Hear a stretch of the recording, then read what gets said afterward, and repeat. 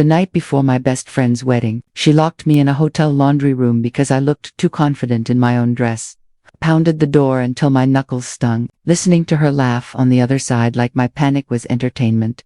What she didn't know was that the next morning, the same ballroom that was supposed to crown her would become the place where everyone finally learned the truth about the money, the lies, and the name she stole from me. And when that truth came out, she didn't cry because she felt guilty. She cried because she realized she'd backed the wrong woman into a corner. I'm Sadie, and I used to believe some friendships were forever, like a birthmark you didn't choose but learned to live with. Ava Caldwell was mine. We met when we were 12, the awkward age where your knees bruise easily and your heart bruises easier. Ava was all sharp edges and expensive perfume. Even as a kid, I was the girl with chipped nail polish and a mother who worked double shifts at the nursing home. Ava liked me because I didn't compete. I liked her because she made the world feel bigger than our town. For years, we did everything together. We whispered secrets in the back of classrooms, shared playlists, promised we'd leave this place behind. If someone asked who my best friend was, I said her name like it was an extension of mine. I didn't realize that was exactly what she was waiting for. The first time I had the idea, it came to me on a cracked final chair in my mother's break room. I was 26, exhausted from working as a patient advocate at a clinic downtown and then waitressing on weekends. My mother's hands were raw from sanitizer. She kept telling me, Sadie, if I could just find a way to pick up extra hours without wrecking my body. And it clicked. A scheduling and staffing platform specifically for caregivers. Designed for real people with real constraints, childcare, transit, burnout, something humane, not corporate, something that spoke the language of the women who actually kept hospitals alive. I'd spent nights building it like it was a second heartbeat. Spreadsheets, wireframes, market research. I watched tutorials until my eyes blurred. I called it Mercy Shift because the word mercy felt like what my mother never got. Ava watched the whole thing unfold from the front row seat of my life. She came over with wine, draped across my thrift store couch like she belonged there. You're always working, she'd say, lips pouting. You need to let yourself be taken care of. I thought that meant she cared. Sometimes she'd lean over my laptop. That's cute, she'd say, like she was complimenting a puppy. But are you sure people would pay for it? They would, I told her. Hospitals are bleeding staff. Agencies are a mess. Caregivers are being chewed up and replaced. Ava swirled her wine. You're passionate, that's your thing. Bat Frazier. Think should have been my first warning. Like my dreams were a quirky hobby she indulged, not a future I was building. Still, I shared everything, because that's what you do with your best friend, right? I even showed her the pitch deck the night I finished it. My hands shook with adrenaline. Okay, I whispered, like saying it out loud would jinx it. I'm going to apply to the Launchbridge incubator. Ava clapped slowly, a smile that didn't reach her eyes. Wow, look at you. Then she did something strange. She asked me to email the deck to her, just so I can read it properly. I hesitated. Sadie, she sighed, wounded. Do you not trust me? The old guilt reflex kicked in, the one that always made me bend. Of course I do, I said, and I sent it. 2 weeks later, Launchbridge emailed me. We regret to inform you. I stared at the screen, my throat closing. Maybe it's not meant to be, Ava said when I told her. She didn't sound surprised. She sounded soothed, like something had landed exactly where she wanted it. I tried again, elsewhere, a smaller program, another rejection. My confidence started leaking out of me in slow, humiliating drips. I told myself my deck wasn't polished enough. My prototype wasn't sleek enough. My voice wasn't loud enough. What I didn't know was someone else was using my words in rooms I wasn't invited into. I found out on a random Tuesday, half asleep after a double shift. I was scrolling on my phone when an article popped up. Caldwell's CareTech startup raises seed round. The photo made my stomach drop. Ava, white blazer, perfect hair, smiling like she'd invented sunlight.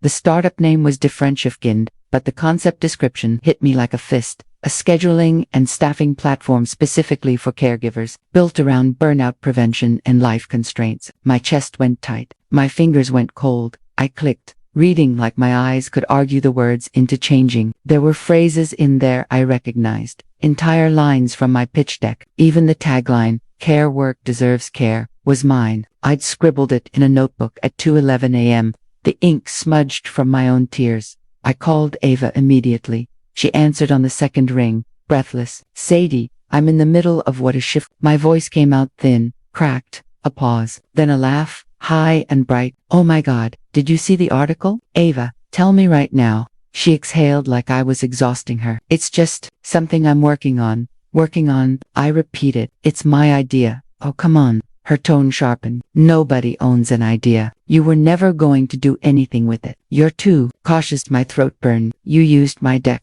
I was inspired, she said. Like that word could erase theft. And honestly, you should be proud. You helped me. This is still kind of yours. I couldn't breathe. You told me to send it to you. Her voice turned sugary. Sadie, don't be dramatic. People share things in friendships. I stared at my wall, the cheap paint peeling near the baseboard. My life suddenly looked exactly as fragile as it felt.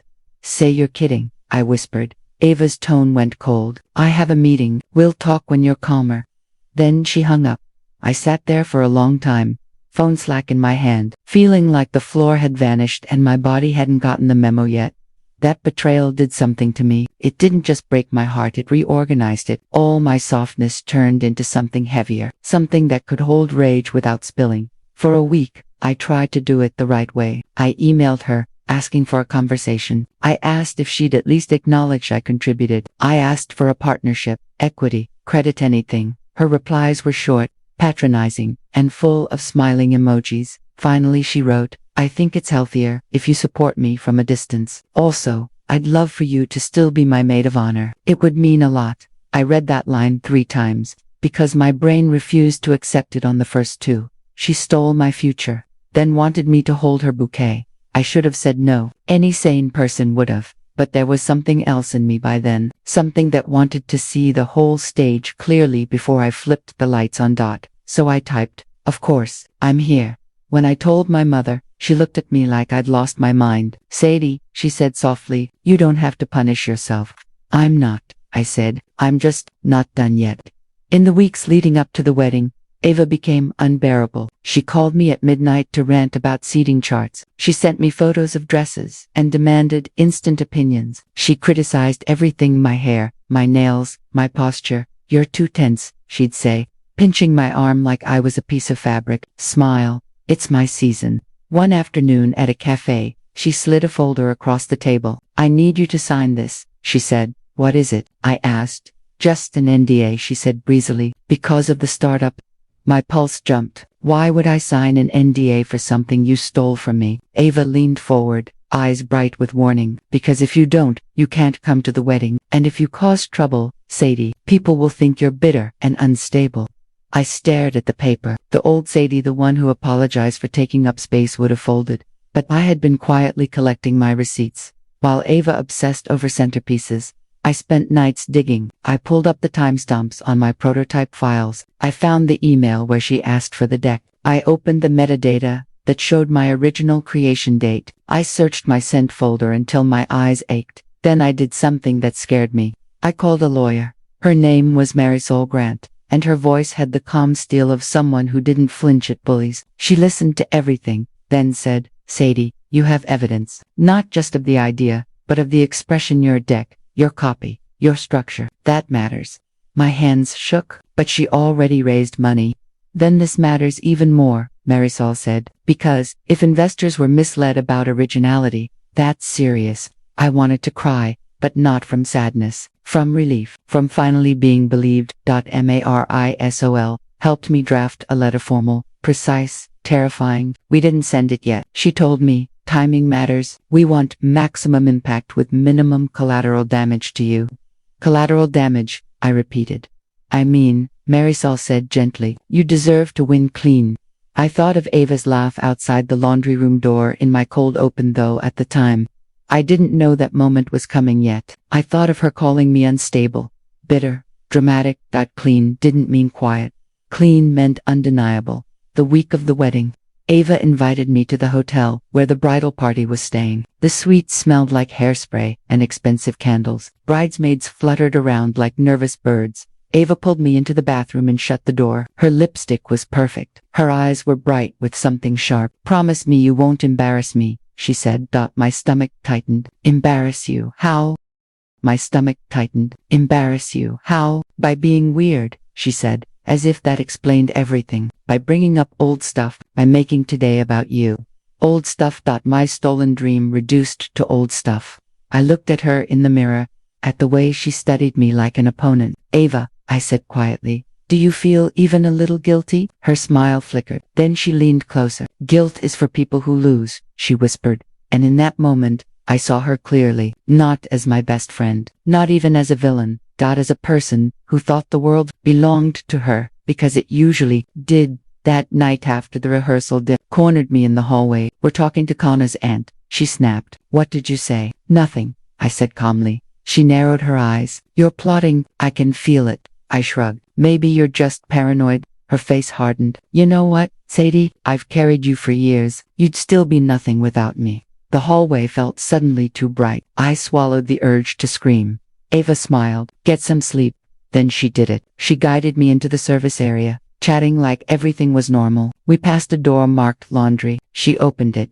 Can you grab the steamer? She asked sweetly. I stepped inside, scanning for it, and then the door slammed. A click. I rushed back, yanking the handle. Locked. Ava, I shouted.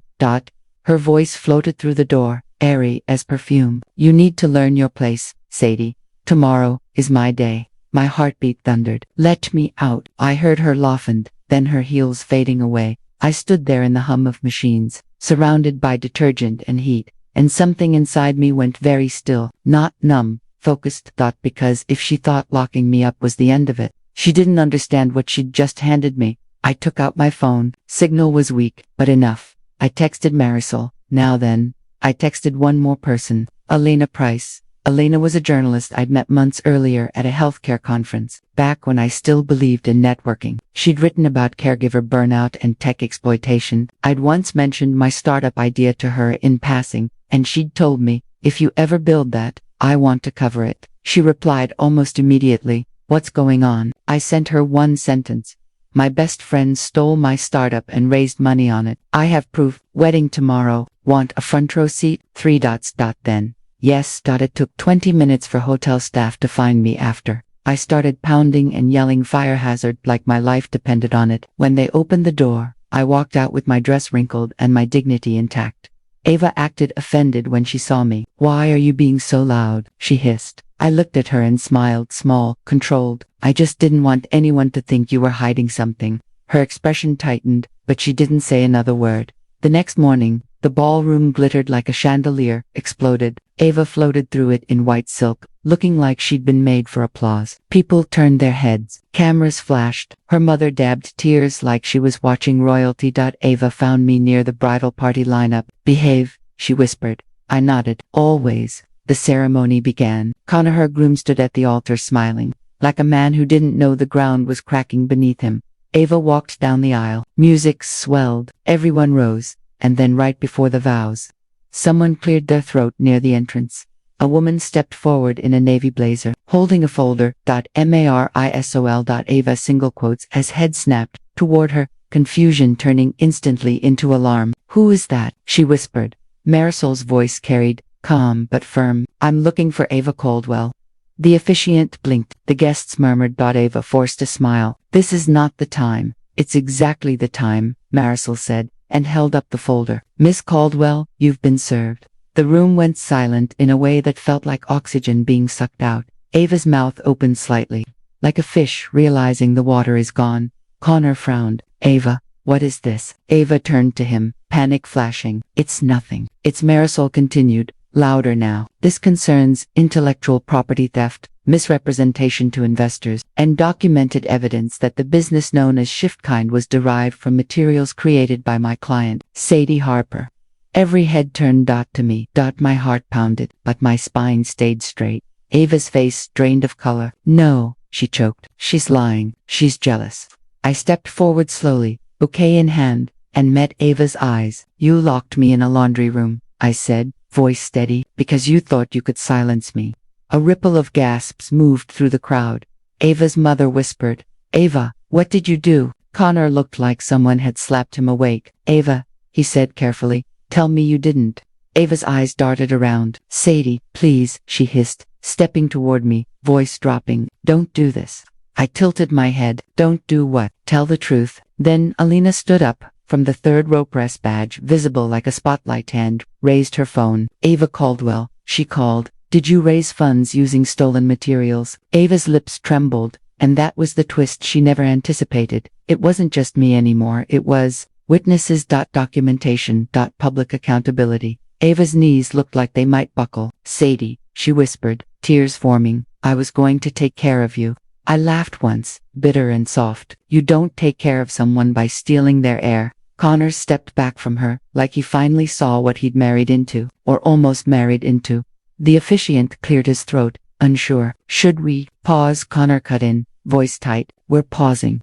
Ava turned to him, horrified. Connor, no please. But Connor's face was set. Were you ever going to tell me? He asked. Or was I just another thing you wanted? That word, thing, landed like a gavel. Ava's mouth worked, searching for an answer that didn't exist. I took a breath and looked around the room. People stared, stunned. Some looked sympathetic. Some looked furious. A few looked like they were recalculating who they'd been applauding. I set the bouquet down on a nearby chair. I didn't want this, I said, voice quieter now. I wanted my friend back, but she chose to become someone who only knows how to win by stealing. Ava sobbed, mascara beginning to bleed. You're ruining my life. I held her gaze. No, Ava, I'm returning it to the owner. Marisol stepped forward again. If you'd like to review the evidence, it's included. Email records, metadata, and the original pitch deck. Ava's father looked like he might faint. Connor exhaled like he'd been holding his breath for months. Then he turned, walked down the aisle alone, and didn't look back. The wedding dissolved into chaos. Guests whispered, stood, clustered. Ava collapsed into a chair, shaking, surrounded by people who didn't know whether to comfort her or step away. And me. I felt strangely calm, like a storm that had finally decided where to go. Outside, in the bright air, Alina approached me with careful eyes. Are you okay? She asked. I nodded. I'm lighter. Do you want to go on record? She asked. I thought about it, about the risk, about the cost. Then I thought about every caregiver, my mother, new women, who did the work, got none of the credit, and were told to smile anyway. Yes, I said, I do. Over the next months, everything moved fast. Investors started asking questions. Ava's funding froze. Launch ironically reached out to me after Elena's article hit. Marisol negotiated a settlement that included compensation and a formal statement acknowledging my authorship. Shift didn't survive the scrutiny. Mercy Shift did. Not overnight. Not like a movie montage where success arrives with a single sunrise, but steadily, honestly built by hands that didn't steal. The day we officially launched our pilot with 2 local hospitals, my mother stood beside me in the tiny office we rented above a bakery. She looked at the Mercy Shift logo on the wall and covered her mouth like she couldn't believe it. You did it, she whispered. I swallowed hard. We did. A year later, I ran into Ava once, outside a cafe. Her hair was darker. Her shoulders were smaller. She saw me and froze. For a moment, her eyes flashed with something, anger, regret, maybe both. I never meant for it to go that far, she said quietly. I studied her face, searching for the girl I once loved like family. It always goes that far, I said. That's what theft is. It takes more than you planned. She looked down. Do you hate me? I thought about the laundry room, the phone call, the way she said guilt was for people who lose. Then I thought about Mercy, my mother smiling, the women we were helping. I don't have time, I said honestly. I have work to do. And I walked away. Not because I was cruel, because I was free. If you've ever been betrayed by someone, you trusted someone who smiled in your face while taking from you, remember this, your truth is powerful, and your receipts are louder than their excuses. If this story hit you in the chest, tap like, subscribe, and tell me in the comments, what would you do if your closest friend stole your dream? What would you do if your closest friend stole your dream?